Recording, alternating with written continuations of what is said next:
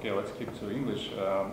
We're living in the world which is sort of the world of fourth technological revolution. And according to this period of time, blockchain is one of the technologies that can change everything around us and can change what is happening in different spheres. And what do you think, what type of new companies can we create today? What are the challenges for the startups today and what are opportunities for them according to blockchain technology? And So I think the main kind of interesting thing about the fourth industrial revolution generally is that it doesn't enable us to do anything that we couldn't do before, but what it does do is it enables us to do things that we could do before, but number one, do them much more cheaply, and number two, do them much more quickly, and number three, do them in a way where kind of the market is much more open and accessible, and like with Airbnb, anyone can basically run a mini hotel out of their own house.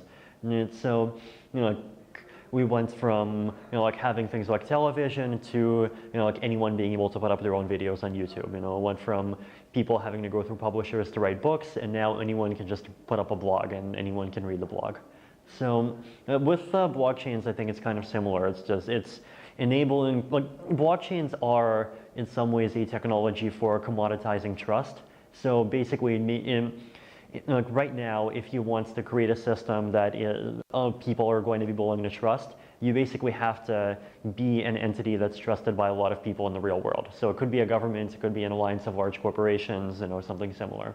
But with blockchains, we can substitute kind of getting trust through social mechanisms with getting trust through basically having technology verify more things for us.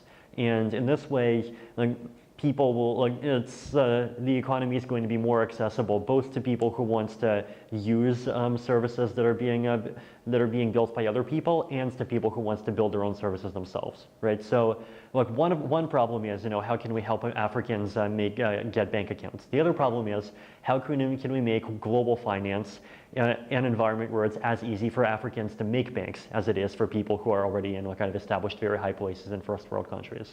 So, like, that idea of kind of empowering producers, I think, is also fairly important.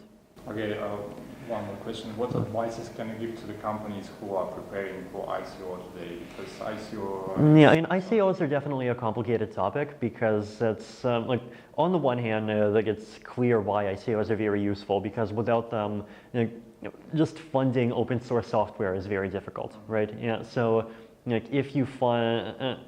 there was this Heartbleed bug 2 years ago where like a bunch of major websites got hacked, and when they started asking why, they realized that it's basically there was this piece of software called OpenSSL, and even though multi-billion-dollar companies use it, the amount of actual funding on it was just like a couple of people and a few $1,000s a month. So here, you have finally for one particular kind of open source software, suddenly it's really, really easy to fund it, and you can get lots and lots of money. And so on the one hand, this is good because it means that there are things that are very useful to people that go from not being able to be funded to being able to be funded quite well. And Ethereum itself definitely owes its own existence to that. But at the same time, there are also challenges. So one of them is just the market is not mature enough yet, and it doesn't know well how to distinguish projects that make sense from projects that don't make sense. And the other one is that there's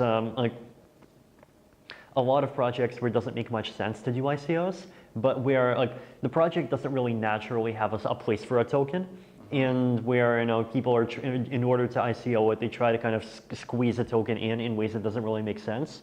And this, at least in my opinion, often really reduces that project's ability to succeed because it makes it much more complicated to actually use the system.